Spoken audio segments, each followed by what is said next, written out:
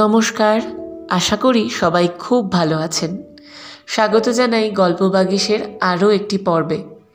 আজ আমাদের নিবেদন বাঙালির দিন রাত্রির ঠাকুর রবীন্দ্রনাথ ঠাকুর রচিত স্ত্রীর পত্র। গল্প শুরু করার আগে আপনাদের কাছে বিনীত অনুরোধ, গল্প ভালো লাগলে আমাদের সঙ্গে থাকবেন, কমেন্ট করবেন, লাইক করবেন, সাবস্ক্রাইব করবেন। তাহলে শুরু করছি আজকের গল্প। শ্রীচরণ কমলেশু। আজ 15 বছর আমাদের বিবাহ হয়েছে। আজ পর্যন্ত তোমাকে চিঠি লিখিনি, চিরদিন কাছেই পড়ে আছি। মুখের কথা অনেক শুনেছ, আমিও শুনেছি। চিঠি লেখবার মতো ফাঁকটুকু পাওয়া যায়নি। আজ আমি এসেছি তীর্থ করতে, শ্রীক্ষেত্রে। তুমি আছো তোমার আপিসের কাজে। শামুকের সঙ্গে খোলসের যে সম্বন্ধ, কলকাতার সঙ্গে তোমার তাই। সে তোমার দেহ মনের সঙ্গে এঁটে গিয়েছে। তুমি আপিসে ছুটির দরখাস্ত করলে না, বিধাতার তাই অভিপ্রায় ছিল। তিনি আমার ছুটির দরখাস্ত মঞ্জুর করেছেন। আমি তোমাদের মেজ বউ। আজ 15 বছরের পরে এই সমুদ্রের ধারে দাঁড়িয়ে জানতে পেরেছি আমার জগৎ এবং জগদীশ্বরের সঙ্গে আমার অন্য সম্বন্ধও আছে। তাই আজ সাহস করে এই চিঠিখানি লিখছি। এ তোমাদের মেজ বউয়ের চিঠি নয়। তোমাদের সঙ্গে আমার সম্বন্ধ কপালে যিনি লিখেছিলেন, তিনি ছাড়া যখন সেই সম্ভাবনার কথা আর কেউ জানত না, সেই শিশু বয়সে আমি আর আমার ভাই একসঙ্গেই সান্নিপাতিক জ্বরে পড়ি। আমার ভাইটি মারা গেল, আমি বেঁচে উঠলুম। পাড়ার সব মেয়েরাই বলতে লাগলো, মৃণাল মেয়ে কিনা, তাই ও বাঁচল। ব্যাটা ছেলে হলে কি আর রক্ষা পেত? চুরিবিদ্যাতে জম পাকা, দামি জিনিসের পরেই তার লোভ। আমার মরণ নেই, সেই কথাটাই ভালো করে বুঝিয়ে বলবার জন্যে এই চিঠিখানি লিখতে বসেছি। যেদিন তোমাদের দূর সম্পর্কের মামা তোমার বন্ধু নীরদকে নিয়ে কনে দেখতে এলেন, তখন আমার বয়স 12। দুর্গম পাড়া গাঁয়ে আমাদের বাড়ি। সেখানে দিনের বেলায় শেয়াল ডাকে। স্টেশন থেকে 7 ক্রোশ একরা গাড়িতে এসে বাকি 3 মাইল কাঁচা রাস্তায় পালকি করে তবে আমাদের গাঁয়ে পৌঁছানো যায়। সেদিন তোমাদের কি হয়রানি, তার উপরে আমাদের বাঙাল দেশের রান্না। সেই রান্নার প্রহসন আজও মামা ভোলেননি। তোমাদের বড় বউয়ের রূপের অভাব মেজ বউকে দিয়ে পূরণ করবার জন্যে তোমার মায়ের একান্ত জিদ ছিল। নইলে এত কষ্ট করে আমাদের সে গাঁয়ে তোমরা যাবে কেন? বাংলাদেশে পিলে, যকৃৎ, অম্লশূল এবং কোণের জন্যে তো কাউকে খোঁজ করতে হয় না। তারা আপনি এসে চেপে ধরে, কিছুতে ছাড়তে চায় না। বাবার বুক দূর দূর করতে লাগলো, মা দুর্গা নাম জপ করতে লাগলেন। শহরের দেবতাকে পাড়া গাঁয়ের পূজারী কি দিয়ে সন্তুষ্ট করবে? মেয়ের রূপের উপর ভরসা, কিন্তু সেই রূপের গুমর তো মেয়ের মধ্যে নেই। যে ব্যক্তি দেখতে এসেছে, সে তাকে যে দামই দেবে সেই তার দাম। তাই তো হাজার রূপে গুণেও মেয়ে মানুষের সংকোচ কিছুতে ঘোচে না। সমস্ত বাড়ির, এমনকি সমস্ত পাড়ার এই আতঙ্ক আমার বুকের মধ্যে পাথরের মতো চেপে বসল। সেদিনকার আকাশের যত আলো এবং জগতের সকল শক্তি যেন 12 বছরের একটি পাড়া গেয়ে মেয়েকে 2 পরীক্ষকের 2 জোড়া চোখের সামনে শক্ত করে তুলে ধরবার জন্যে পেয়াদাগিরি করছিল। আমার কোথাও লুকোবার জায়গা ছিল না। সমস্ত আকাশকে কাঁদিয়ে দিয়ে বাঁশি বাজতে লাগলো। তোমাদের বাড়িতে এসে উঠলুম। আমার সমস্ত খুঁতগুলি সবিস্তারে দেখেও গিন্নির দল সকলে স্বীকার করলেন মোটের ওপর আমি সুন্দরী বটে। সে কথা শুনে আমার বড় জায়ের মুখ গম্ভীর হয়ে গেল। কিন্তু আমার রূপের কি দরকার ছিল তাই ভাবি। রূপ জিনিসটাকে যদি কোনো সেকেলে পণ্ডিত গঙ্গা মৃত্তিকা দিয়ে গড়তেন তাহলে ওর আদর থাকত, কিন্তু ওটা যে কেবল বিধাতা নিজের আনন্দে গড়েছেন, তাই তোমাদের ধর্মের সংসারে ওর দাম নেই। আমার যে রূপ আছে সে কথা ভুলতে তোমার বেশি দিন লাগেনি, কিন্তু আমার যে বুদ্ধি আছে সেটা তোমাদের পদে পদে স্মরণ করতে হয়েছে। ওই বুদ্ধিটা আমার এতই স্বাভাবিক যে তোমাদের ঘরকন্যার মধ্যে এতকাল কাটিয়েও আজও সে টিকে আছে। মা আমার এই বুদ্ধিটার জন্যে বিষম উদ্বিগ্ন ছিলেন। মেয়ে মানুষের পক্ষে এ এক বালাই। যাকে বাধা মেনে চলতে হবে সে যদি বুদ্ধিকে মেনে চলতে চায় তবে ঠোকর খেয়ে খেয়ে তার কপাল ভাঙবেই। কিন্তু কি করব বলো? তোমাদের ঘরের বউয়ের যতটা বুদ্ধির দরকার বিধাতা অসতর্ক হয়ে আমাকে তার চেয়ে অনেকটা বেশি দিয়ে ফেলেছেন। সে আমি এখন ফিরিয়ে দিই কাকে? তোমরা আমাকে মেয়ে জ্যাঠা বলে দুবেলা গাল দিয়েছ, কটু কথাই হচ্ছে অক্ষমের সান্ত্বনা। অতএব সে আমি ক্ষমা করলুম। আমার একটা জিনিস তোমাদের ঘরকন্যার বাইরে ছিল, সেটা কেউ তোমরা জানোনি। আমি লুকিয়ে কবিতা লিখতুম, সে ছাইপাঁশ যাই হোক না, সেখানে তোমাদের অন্দরমহলের পাঁচিল ওঠেনি।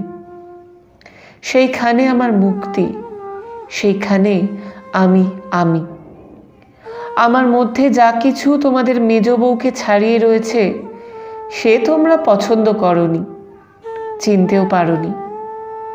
আমি যে কবি সে এই 15 বছরেও তোমাদের কাছে ধরা পড়েনি। তোমাদের ঘরের প্রথম স্মৃতির মধ্যে সবচেয়ে যেটা আমার মনে জাগছে সে তোমাদের গোয়াল ঘর। অন্দরমহলের সিঁড়িতে উঠবার ঠিক পাশের ঘরেই তোমাদের গরু থাকে। সামনের উঠোনটুকু ছাড়া তাদের আর নড়বার জায়গা নেই। সেই উঠোনের কোণে তাদের জাবনা দেবার কাঠের গামলা। সকালে বেহারার নানা কাজ। উপবাসী গরুগুলো ততক্ষণ সেই গামলার ধারগুলো চেটে চেটে চিবিয়ে চিবিয়ে খাবলা করে দিত। আমার প্রাণ কাঁদত। আমি পাড়া গাঁয়ের মেয়ে। তোমাদের বাড়িতে যেদিন নতুন এলুম সেদিন সেই 2টি গরু এবং 3টি বাছুরি সমস্ত শহরের মধ্যে আমার চিরপরিচিত আত্মীয়ের মতো আমার চোখে ঠেকল। যতদিন নতুন বউ ছিলুম নিজে না খেয়ে লুকিয়ে ওদের খাওয়াতুম।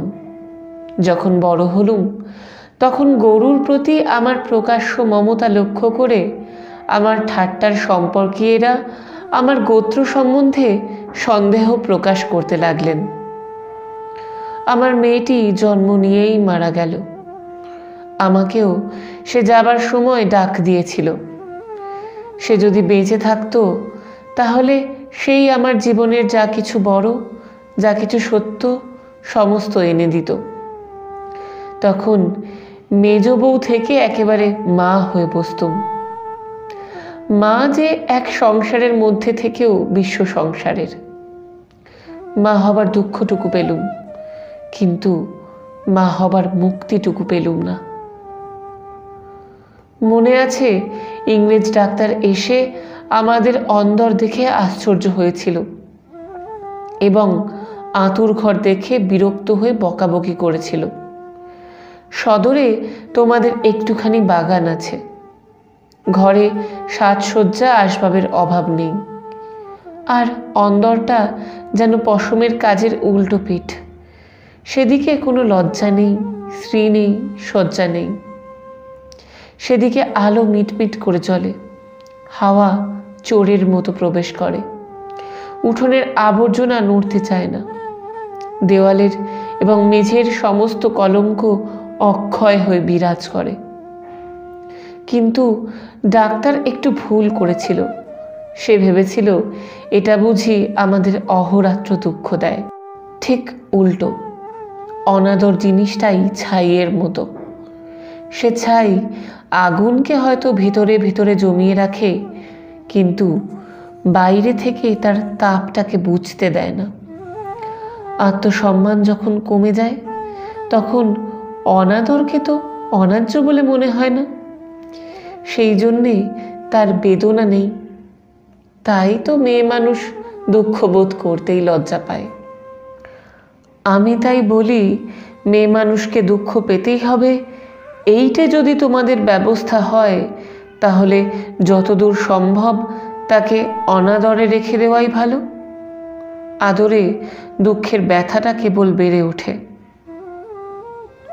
যেমন করেই রাখো, দুঃখ যে আছে এ কথা মনে করবার কথাও কোনোদিন মনে আসেনি। আঁতুর ঘরে মরণ মাথার কাছে এসে দাঁড়ালো। মনে ভয়ই হলো না। জীবন আমাদের কী বা যে মরণকে ভয় করতে হবে? আদরে যত্নে যাদের প্রাণের বাঁধন শক্ত করেছে, মূর্তি তাদেরই বাঁধে। সেদিন যম যদি আমাকে ধরে টান দিত, তাহলে আলগা মাটি থেকে যেমন অতি সহজে ঘাসের চাপড়া উঠে আসে, সমস্ত শিকড় শুদ্ধ আমি তেমনি করে উঠে আসতুম। বাঙালি মেয়ে তো কথায় কথায় মরতে চায়, কিন্তু এমন মরায় বাহাদুরিটা কি? মরতে লজ্জা হয়, আমাদের পক্ষে ওটা এতই সহজ। আমার মেয়েটি যে সন্ধ্যা তারার মতো ক্ষণকালের জন্য উদয় হয়েই অস্ত গেল। আবার আমার নিত্যকর্ম এবং গরু বাছুর নিয়ে পড়লুম। জীবন তেমনি করেই গড়াতে গড়াতে শেষ পর্যন্ত কেটে যেত। আজকে তোমাকে এই চিঠি লিখবার দরকারই হতো না, কিন্তু বাতাসে সামান্য একটা বীজ উড়িয়ে নিয়ে এসে পাকা দালানের মধ্যে অসৎ গাছের অঙ্কুর বের কবে? শেষকালের সেইটুকু থেকে ইট কাঠের বুকের পাঁজর বিদীর্ণ হয়ে যায়।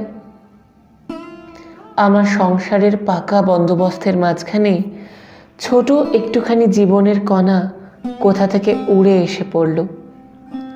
তারপর থেকে ফাটল শুরু হলো। বিধবা মার মৃত্যুর পরে আমার বড় জায়ের বোন বিন্দু তার খুড়তুতো ভাইদের অত্যাচারে আমাদের বাড়িতে তার দিদির কাছে এসে যেদিন আশ্রয় নিলে, তোমরা সেদিন ভাবলে এ আবার কোথাকার আপদ। আমার পোড়া স্বভাব কি করব বলো? দেখলুম তোমরা সকলেই মনে মনে বিরক্ত হয়ে উঠেছ। সেই জন্যেই এই নিরাশ্রয় মেয়েটির পাশে আমার সমস্ত মন যেন একেবারে কোমর বেঁধে দাঁড়ালো। পরের বাড়িতে পরের অনিচ্ছাতে এসে আশ্রয় নেওয়া সে কত বড় অপমান। দায় পড়ে সেও যাকে স্বীকার করতে হলো, তাকে কি এক পাশে ঠেলে রাখা যায়? তারপরে দেখলুম আমার বড় জায়ের দশা। তিনি নিতান্ত দরদে পড়ে বোনটিকে নিজের কাছে এনে রেখেছেন, কিন্তু যখন দেখলেন স্বামীর অনিচ্ছা, তখন এমনি ভাব করতে লাগলেন যেন এ এক তার বিষম বালাই, যেন একে দূর করতে পারলেই তিনি বাঁচেন। এই অনাথা বোনটিকে মন খুলে প্রকাশ্যে স্নেহ দেখাবেন, সে সাহস তাঁর হলো না। তিনি পতিব্রতা। তাঁর এই সংকট দেখে আমার মন আরো ব্যথিত হয়ে উঠল। দেখলুম বড়জা সকলকে একটু বিশেষ করে দেখিয়ে দেখিয়ে বিন্দুর খাওয়া পড়ার এমনি মোটা রকমের ব্যবস্থা করলেন এবং বাড়ির সর্বপ্রকার দাসী বৃত্তিতে তাকে এমনভাবে নিযুক্ত করলেন যে আমার কেবল দুঃখ নয়, লজ্জা বোধ হলো। তিনি সকলের কাছে প্রমাণ করবার জন্য ব্যস্ত যে আমাদের সংসারে ফাঁকি দিয়ে বিন্দুকে ভারী সুবিধে দরে পাওয়া গেছে। ও কাজ দেয় বিস্তর, অথচ খরচের হিসাবে বেজায় সস্তা। আমাদের বড় জায়ের বাপের বংশে কুল ছাড়া বড় কিছু ছিল না, রূপও না, টাকাও না। আমার শ্বশুরের হাতে পায়ে ধরে কেমন করে তোমাদের ঘরে তাঁর বিবাহ হলো সে তো সমস্তই জানো। তিনি নিজের বিবাহটাকে এ বংশের অতি বিষম একটা অপরাধ বলেই চিরকাল মনে জেনেছেন। সেই জন্যে সকল বিষয়েই নিজেকে যতদূর সম্ভব সংকুচিত করে তোমাদের ঘরে তিনি অতি অল্প জায়গা জুড়ে থাকেন। কিন্তু তার এই সাধু দৃষ্টান্তে আমাদের বড় মুশকিল হয়েছে। আমি সকল দিকে আপনাকে অত অসম্ভব খাটো করতে পারিনি। আমি যেটাকে ভালো বলে বুঝি আর কারো খাতিরে সেটাকে মন্দ বলে মেনে নেওয়া আমার কর্ম নয়। তুমিও তার অনেক প্রমাণ পেয়েছ। বিন্দুকে আমি আমার ঘরে টেনে নিলুম। দিদি বললেন, মেজবউ গরিবের ঘরের মেয়ের মাথাটি খেতে বসলেন। আমি যেন বিষম একটা বিপদ ঘটালুম। এমনিভাবে তিনি সকলের কাছে নালিশ করে বেড়ালেন। কিন্তু আমি নিশ্চয় জানি তিনি মনে মনে বেঁচে গেলেন। এখন দোষের বোঝা আমার উপরেই পড়ল। তিনি বোনকে নিজে যে স্নেহ দেখাতে পারতেন না, আমাকে দিয়ে সেই স্নেহটুকু করিয়ে নিয়ে তাঁর মনটা হালকা হলো। আমার বড় যা বিন্দুর বয়স থেকে 2-4টে অঙ্ক বাদ দিতে চেষ্টা করতেন, কিন্তু তার বয়স যে 14 কম ছিল না এ কথা লুকিয়ে বললে অন্যায় হতো না। তুমি তো জানো সে দেখতে এতই মন্দ ছিল যে পড়ে গিয়ে সে যদি মাথা ভাঙত তবে ঘরের মেঝেটার জন্যই লোকে উদ্বিগ্ন হতো। কাজেই পিতামাতার অভাবে কেউ তাকে বিয়ে দেবার ছিল না, এবং তাকে বিয়ে করবার মতো মনের জোরই বা কজন লোকের ছিল। বিন্দু বড় ভয়ে ভয়ে আমার কাছে এলো, যেন আমার গায়ে তার ছোঁয়াচ লাগলে আমি সইতে পারবো না। বিশ্ব সংসারে তার যেন জন্মাবার কোনো শর্ত ছিল না, তাই সে কেবলই পাশ কাটিয়ে চোখ এড়িয়ে চলত। তার বাপের বাড়িতে তার খুড়তুতো ভাইরা তাকে এমন একটি কোণও ছেড়ে দিতে চায়নি যে কোণে একটা অনাবশ্যক জিনিস পড়ে থাকতে পারে। অনাবশ্যক আবর্জনা ঘরের আশেপাশে অনায়াসে স্থান পায়, কেননা মানুষ তাকে ভুলে যায়। কিন্তু অনাবশ্যক মেয়ে মানুষ যে একেবারে অনাবশ্যক তার উপরে তাকে ভোলাও শক্ত, সেই জন্য আস্তা করেও তার স্থান নেই। অথচ বিন্দুর খুড়তুতো ভাইরা যে জগতে পরমাবশ্যক পদার্থ তা বলবার জো নেই, কিন্তু তারা বেশ আছে। তাই বিন্দুকে যখন আমার ঘরে ডেকে আনলুম তার বুকের মধ্যে কাঁপতে লাগলো। তার ভয় দেখে আমার বড় দুঃখ হলো। আমার ঘরে যে তার একটুখানি জায়গা আছে সেই কথাটি আমি অনেক আদর করে তাকে বুঝিয়ে দিলুম। কিন্তু আমার ঘর তো শুধু আমারই ঘর তো নয়, কাজেই আমার কাজটি সহজ হলো না। 2-4 দিন আমার কাছে আসতেই তার গায়ে লাল লাল কি উঠল। হয়তো সে ঘামাচি, নয়তো আর কিছু হবে। তোমরা বললে বসন্ত, কেননা ও যে বিন্দু। তোমাদের পাড়ার এক আনাড়ি ডাক্তার এসে বললে আর 2-1 দিন না গেলে ঠিক বলা যায় না, কিন্তু সেই 2-1 দিনের সবুর সইবে কে? বিন্দু তো তার ব্যামোর লজ্জাতেই মরবার্য হলো। আমি বললুম, বসন্ত হয়তো হোক, আমি আমাদের সেই আঁতুর ঘরে ওকে নিয়ে থাকবো, আর কাউকে কিচ্ছু করতে হবে না। এই নিয়ে আমার উপরে তোমরা যখন সকলে মার মূর্তি ধরেছ, এমনকি বিন্দুর দিদিও যখন অত্যন্ত বিরক্তির ভান করে পোড়া কপালি মেয়েটাকে হাসপাতালে পাঠাবার প্রস্তাব করছেন, এমন সময় ওর গায়ের সমস্ত লাল দাগ একদম মিলিয়ে গেল। তোমরা দেখি তাতে আরও ব্যস্ত হয়ে উঠলে, বললে নিশ্চয়ই বসন্ত বসে গিয়েছে, কেননা ও যে বিন্দু। অনাদরে মানুষ হবার একটা মস্ত গুণ, শরীরটাকে তাতে একেবারে অজর অমর করে তোলে। ব্যামো হতেই চায় না, মরার সদর রাস্তাগুলো একেবারেই বন্ধ। রোগ তাই ওকে ঠাট্টা করে গেল, কিছুই হলো না। কিন্তু এটা বেশ বোঝা গেল পৃথিবীর সবচেয়ে অকিঞ্চিতকর মানুষকে আশ্রয় দেওয়াই সবচেয়ে কঠিন। আশ্রয়ের দরকার তার যত বেশি, আশ্রয়ের বাধাও তেমনি বিষম।